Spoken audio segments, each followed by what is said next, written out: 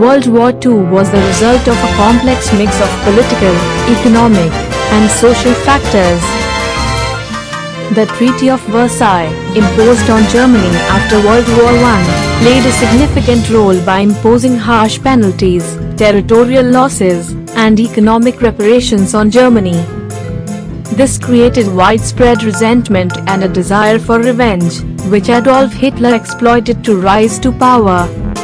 The global economic instability caused by the Great Depression further exacerbated the situation, leading to the rise of fascist regimes in Germany, Italy, and Japan.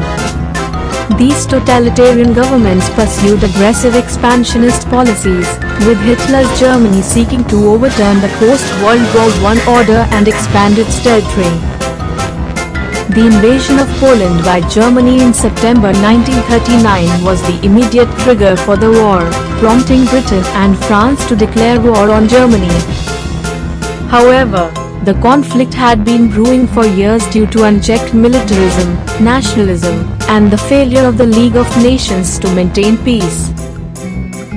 The policy of appeasement adopted by Britain and France, particularly during the Munich Agreement of 1938, allowed Hitler to annex the Sudetenland and encouraged further aggression. This combination of unresolved issues from World War I, economic turmoil, and expansionist ambitions ultimately led to the outbreak of World War II. Of events, why World War II happened. In the early 20th century, the world was a tense and fragile place.